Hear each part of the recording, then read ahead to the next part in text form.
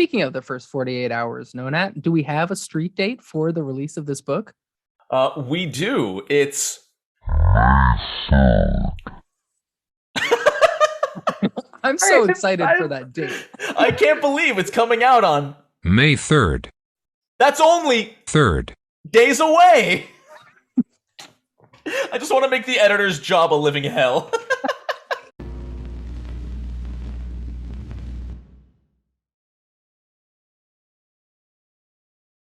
And we're live.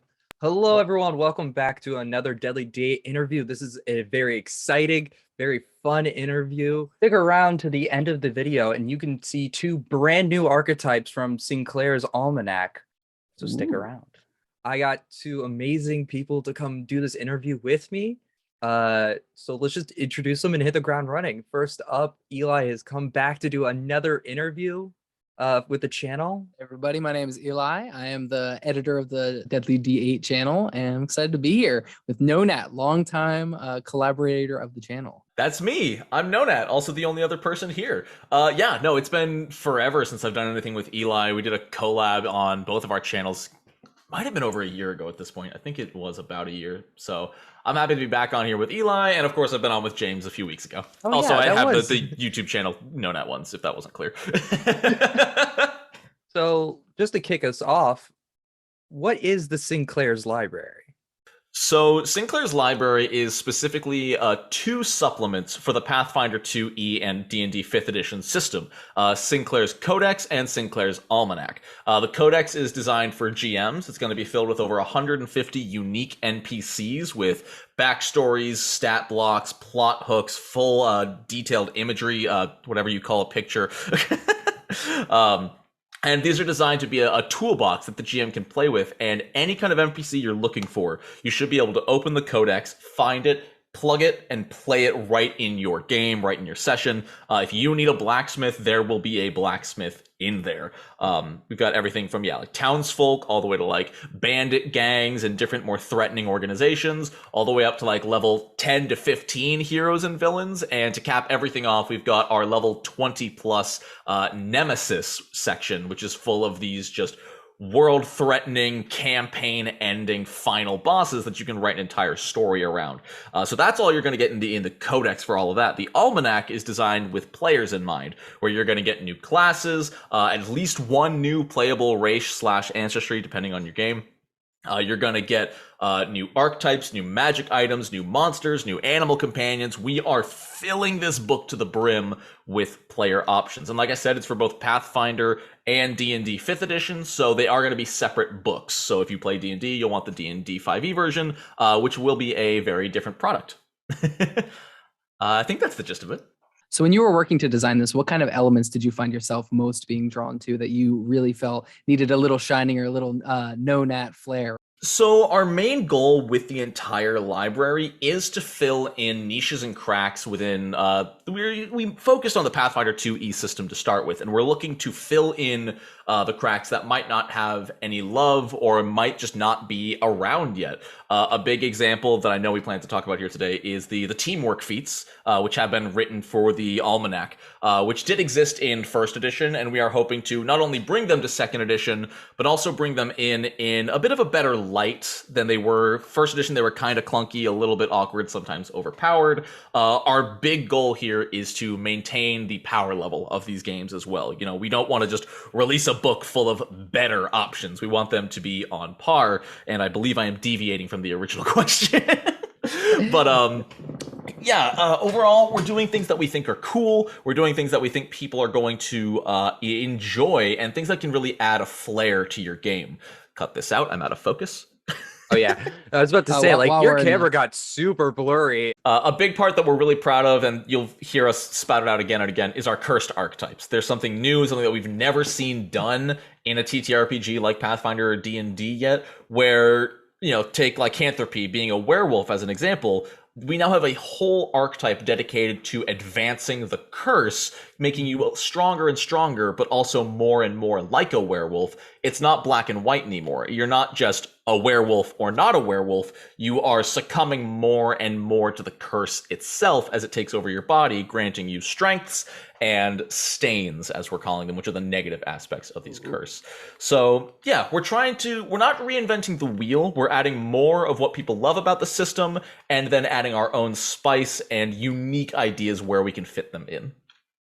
So longtime listeners of the channel will know that the flavor and narrative storytelling are something that I always come back to. I like the lycanthrope because it sounds like it's not only working in those mechanics to make your character act and behave differently, but giving you kind of this running thread that you can tie narratively to your character. That's exactly what we were aiming for, is something that you as a character, not necessarily even the player, but as a character need to make the internal choice. Do you find a cleric or a temple that can cleanse you of this curse, or do you embrace it? Do you try to balance it with your normal character abilities without completely getting rid of it? There's a lot to it. There's also risks involved. The more you succumb to it, the more likely you can manifest the curse, which is something that belongs to every cursed archetype, where there is a chance at different times, if things happen, your curse as a werewolf, as a lycanthrope, manifests itself, and you actually do lose control of your character, succumbing, transforming into a werewolf, and your allies need to find a way to tie you down, to knock you unconscious, find some way to fight off this now full power werewolf in front of them, because that's how it works. The curse takes its toll, and sometimes you do lose control of your character. Now, it's not like every session this is going to happen. I believe there are specific triggers that can cause you to make a saving throw to resist the curse manifesting. I love the idea, and I've been playing a little more Fate lately, which is another system, and I love the idea of any mechanic that actually includes complications for your character. I'm starting to become a big fan of that. You don't see that come up too often in Pathfinder, and I feel like that's a design space that definitely has a lot of wiggle room. What is, to this question to anyone here, what do you guys think about the idea of giving up control of your character in small or big ways in pursuit of kind of the further narrative development of your characters and the story as a whole? Does anyone have any thoughts on that? James, you haven't spoken yet. You go first. Okay.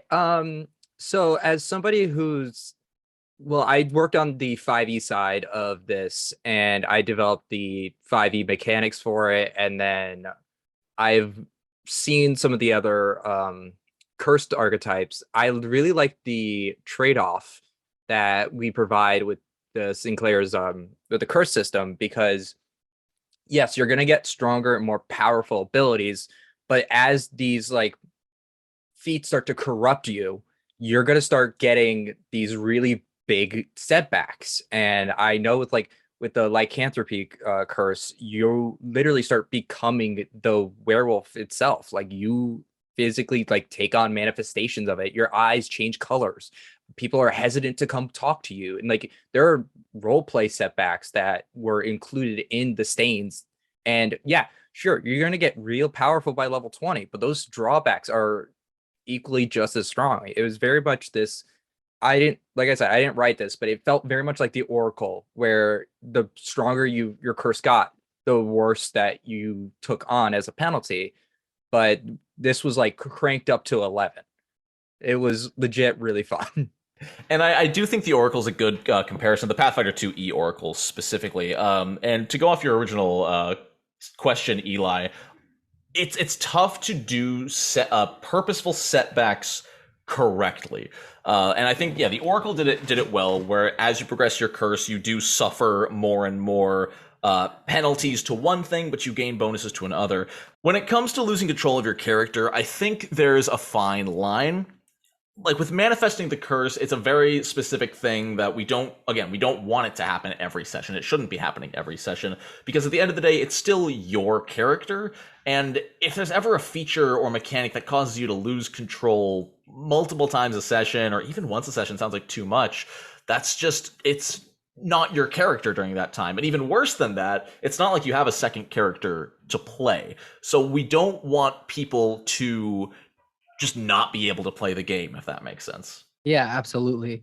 And circling back to an earlier comment you made about really keeping the fundamental balance of the game in check. I mentioned this before in a previous interview that I was a little hesitant about homebrew when I first started, but the more I've seen in terms of homebrew content that people are making, and specifically with the game mastery guide, which outlines a little bit about how the skeletons and framework of the game design works, despite being a very rigid system in terms of like the math being very tight, we do find that it's actually pretty easy to create kind of this homebrew around the core concepts that Paizo actively tells us how to do, which I think is really cool. So as we are finding kind of the gaps in the games that we're looking for, it's easier to fill those in and still know that the game is balanced. And I mention this because if anyone is looking into this, and you might have been like me previously who thought, I don't know if I want to dive into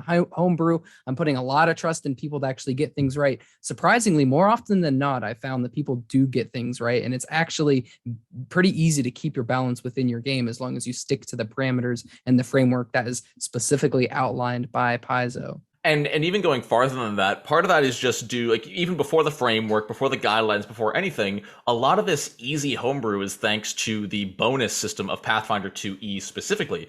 There's only 3 types of bonus: status, item, and circumstance, and they can't stack. So at most, you can have one of each on you, meaning if you give one item an item bonus, and then a different item an item bonus to the same stat, even if someone is using both, only one of them applies. So you can make these cool items and even give your players multiple of these cool items, but they don't stack at the same time. You can't get these D&D 3.5 or Pathfinder First Edition, 12 different types stacking bonuses. Untyped bonuses. Giving you 45 AC at level 7. I also think it's important that the people who are writing on this, they're all experienced. Like, we all have been writing for 2E since, I would argue, the playtest for some of us. We understand the systems for both 5th edition and 2nd edition pretty well. And it's not like we're like coming in blind to this and, we're just making stuff up. We understand the mechanics of the game. We understand what the balance means for every single level. I think that approach really kind of shines in the way that we took on some more, I would say, riskier archetypes. Like the curse system is definitely a little bit more riskier in terms of design because it hasn't been done yet. Like, we don't have much of a 2E framework, but I think that we pulled off a great job with it, and I'm super looking forward to seeing people get their hands on both of the cursed archetypes that we have officially down on paper. Even looking at the design team, I know that there are multiple top sellers in the Pathfinder Infinite community. So you bring in a lot of experience with you to this project, which is something that I feel kind of helps back up the idea that, the math with this is going to be tight. And I think everything's going to be very balanced with it for sure. One of the things I've loved about this whole design process is that we have a guilded server where we talk, and we have an open like editing room and discussion room where all of the people on the design team have access to that room. So whenever someone has a cool idea, whether it be me, James, anyone else on the team, we can always throw the idea up there, even give mechanical ideas. And then we have 2 or 3 other designers to instantly bounce the idea off. Sometimes it ends up with an idea just getting poo-pooed right out the gate, but a lot of the times it's us helping each other decide on balance. And sometimes these become like hour-long discussions of comparing, contrasting, finding existing examples of similar balance to justify. There is so much to it. It's so fun, honestly. These 45-minute sessions of me, James, and the rest of our team going back and forth of, well, why can't we do this? Because this. But what about this? And they're like, it's I don't know. It's really exciting, and it feels like a high school classroom all yelling at each other until we decide on something. Yeah, this is like the ultimate group project where we all kind of want to see it to the finish line, but all of us have different like approaches to it. And I've definitely like some of these conversations where I've come in and I'm just like, hey, what is this wacky idea I had for, a new system or a new archetype? And just seeing oh, you can't do that quite yet in Pathfinder or in D&D because, giving monks a 45 foot speed bonus at like level 6 is apparently broken. whatever that means.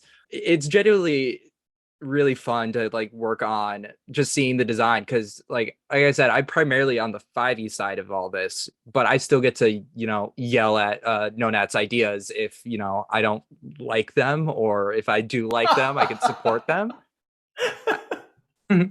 So, so taking a step back, looking at kind of everything you guys have put together so far, NoNat, what are you most excited to see the public's reaction about for? So not necessarily what you're just most excited to release, but is there anything in particular that, I think maybe you mentioned a lot of thought went into or a lot of discussion went into that you're excited to see just how the public reacts to it? I think I'm most excited to see the public's reaction to the codex as an entire book. We've got a lot of things designed specifically from art direction for that book that I think is going to blow people away. I don't want to spoil anything, but we have been open saying all 150 plus NPCs will be illustrated in this book. So from cover to cover, there is going to be art on every single page of this book. And I just want to see people's reaction to this astounding work because Nathaniel, our art director, has just been bringing it for the past 3 months and has never slowed down. Just completely blows me away. So that's what I want to see. I want to see his artwork get the recognition it deserves in this book. Yeah, the artwork I've seen has been so good so far. And I'm somebody, I don't judge a book by its cover, but I've been impressed by this book's cover so far for sure. And I feel like it's, it's one of many other indicators of the quality of something. And I can tell that, time was spent, thought was put into the artwork of this. And I feel like, if in that small detail, a lot of effort went into it, I can imagine how much thought and effort went into the mechanics and the design elsewhere for sure. Honestly, just like the mechanical editing room, we have an art editing room where Nathaniel will come in with a sketch. We'll be like, okay, change this, tweak this. We'll argue with each other about how something should look. Again, there was a whole day we, as a group, discussed what our new monster, the Conquerdine, would look like. You can throw a picture of that on screen if you want to, whoever's editing this. And yeah, it's basically a Cerberus, but instead of fire, it has sonic howls that can also produce music. And so from an art discussion direction, we had a solid hour of, okay, what should it look like? What color? What markings? Everything under the sun. And it's just been so cool to see in real time almost these ideas form into art on paper. And I think like everything, like every NPC, every monster is so handcrafted. Like the amount of time that you guys put into, especially like the one shot, which was something that was written up and drawn way before I was even like on the team. Like every NPC in that is so meticulously crafted, and including the artwork, but not only in the artwork, but in the mechanics as well. And you can kind of tell that there's a one-to-one between the mechanics and the art, because all of the, like, not to spoil something from the one shot, but like the accursed monster genuinely looks like this thing walked out of like a very cursed Walking Dead episode. So, like the amount of love and attention every step is getting in this, and the fact that it's not, okay, I wrote a bunch of stuff, go make art for it. It's, we're writing this and the art is directing this at the same time. It's very much a working in tandem kind of system. Yeah, and that's what we want out of, I think, anything we buy that's TTRPG related. We want things to be evocative. I've bought entire rule sets just because I wanted to see a singular, mechanic or a way they express a certain thing in the game. So I feel like having the visual art along with the kind of mechanics you guys have worked on for so long is a good way to kind of blend the two ideas. So my hope would be that once this is released and people are buying it, they're not only using the material, but also being inspired from it to come up with their own things. So actually that leads to another good question. NoNat, is there anything that you feel is particularly evocative that if someone were to get Sinclair's library and branch off from it, that they could maybe delve a little deeper into in at least their own headcanon if they wanted? I think what I'm hoping will be the most evocative or inspiring, or however you want to word it, will be the fact that every NPC has a story and a plot hook. It's not just going to be girl by the well, level 0, 4 hit points, the end. No, it's going to be I assume she's going to be named. There's going to be the artwork of her. She's going to have a full detailed stat block. She's going to have at least a paragraph of information about her, as well as at least one plot hook on how to integrate her into your campaign. Like, I want people to look at this small, possibly meaningless NPC and start to realize that every character, no matter how small, still exists in the world that you play. Even if they never say a word, they're just a random tiefling in the background. Even if it never comes up mechanically, that tiefling has a story. That tiefling has a life. That tiefling might have a family or friends and a day life and a night life. And even if it never matters, keeping that in your mind can make all the difference when writing and GMing for a game. Yeah, so it sounds like Sinclair's library is going to be something that you can really kind of sit with and ponder as if it were an orb with answers hidden deep inside of it. You're the second person today to make a ponders orb reference. So it sounds like this is kind of taking the Absalom approach to writing a Pathfinder 2 book, in that it's kind of a macro, a far outlook of one specific thing. It's micro and macro a little bit.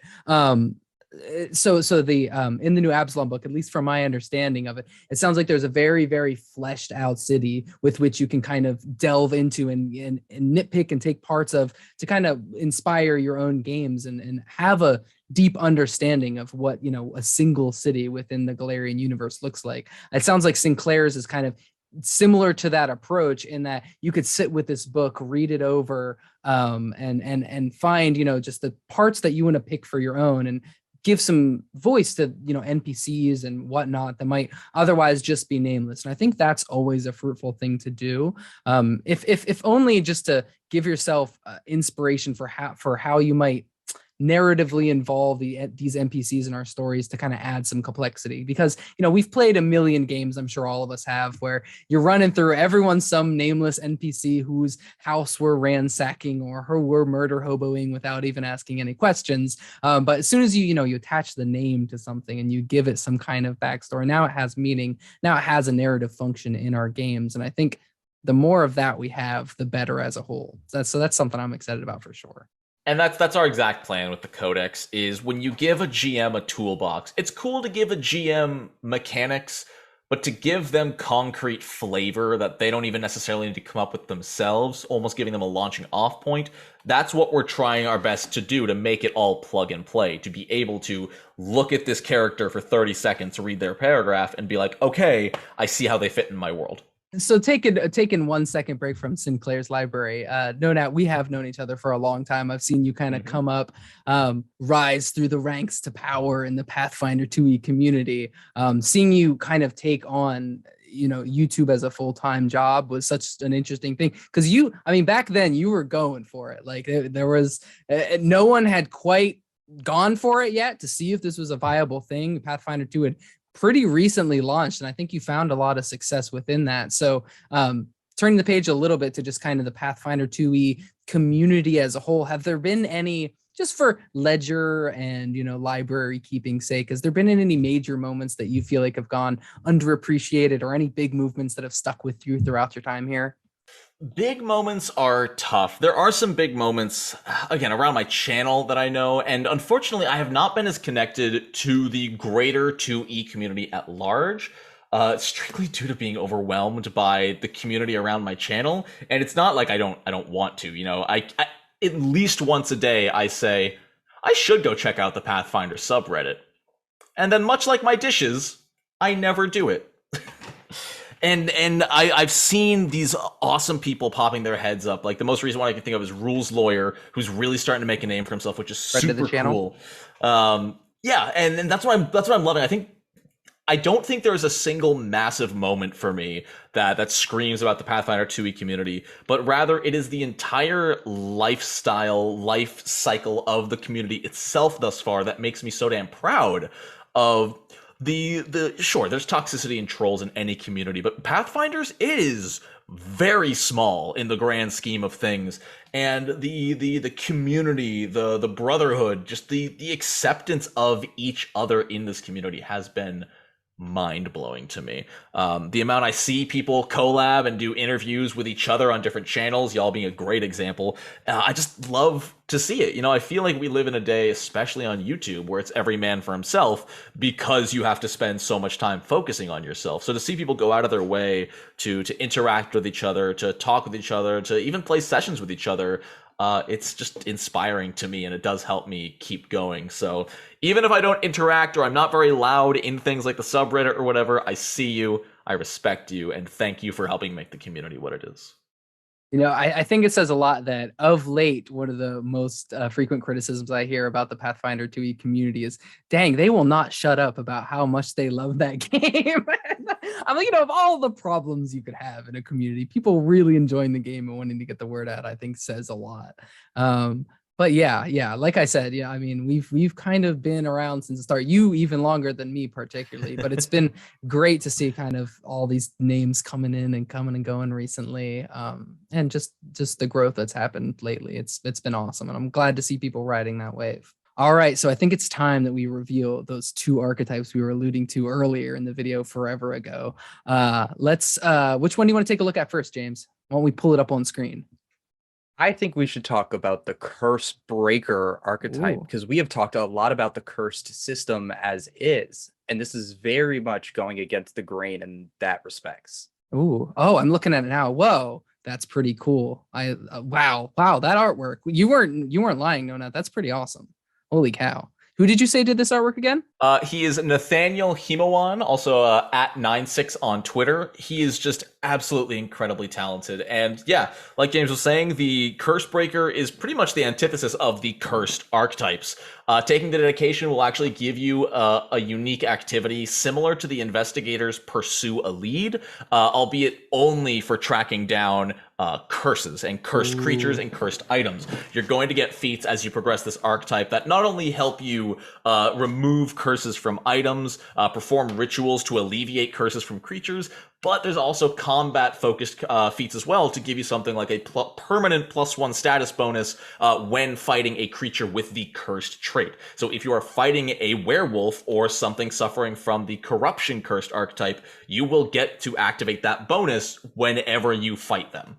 I enjoy the fact that it sounds like there's a lot of kind of self-contained elements within Sinclair's library, so that they're all playing off each other, so that the more you include in your game, the more that you can kind of get out of it. And what was the other archetype, if you want to spoil it as well? The other one I'm going to release is one of two archetypes which involve the whip specifically. After analyzing sort of the weapons in the system, we saw that the whip kind of went underutilized, unless it's specifically being used to trip people. It doesn't have much of a use, so we've created two archetypes specifically around it. One is the Whip Master, which you'll just have to stick around and find out more about that one in the future. The other one, which I am so psyched for, is the Sonic Lasher. This is a spellcaster archetype of sorts, which is able to imbue their whip with sonic energies to actually deal damage from even farther away as they snap the whip to create actual sonic blasts.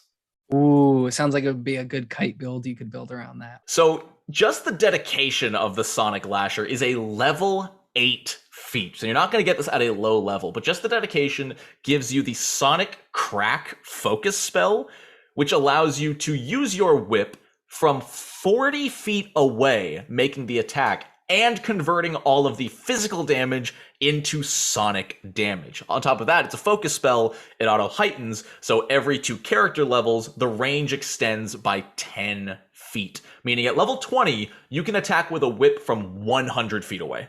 Nice. I love that. And sonic damage is something that doesn't come up too often, so you probably have to worry about resistances too often. Exactly, yeah. Not many things are going to resist that. It might bypass a lot of other resistances. So yeah, a really cool way to utilize the whip in a brand new light. Ooh, that sounds fun. And I love a dedication that also gives you some kind of power or focus spell. I feel like it's often needed at that level 2 mark, where it's so important that you take those powerful things. So that's something we haven't really been able to do much with the library. Again, keeping in line with current existing balance. That's why the Sonic Lasher, it's a level 8 dedication. You cannot take it earlier than that. So it's unfortunate, but that does mean there's room to take other archetypes before that if you're doing free archetype. Otherwise, you can just focus on your class abilities and then take this when you reach a high enough level.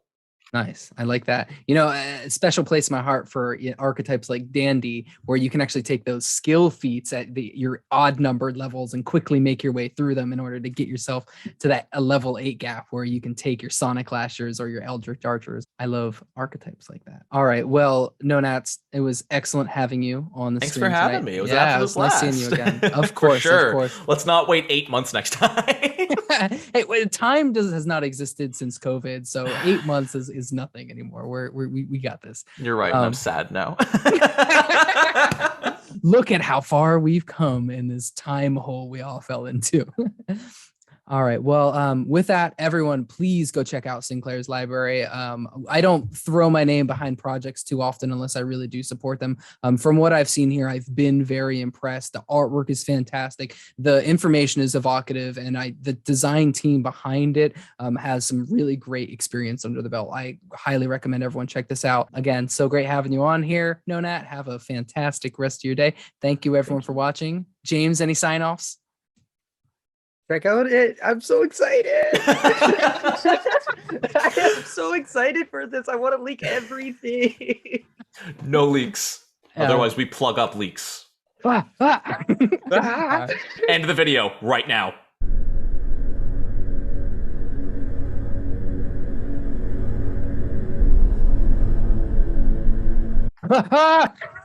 And that's where I'm gonna hard cut it right there. Yes. Perfect. Grotus's face will be flashing as you say in the video.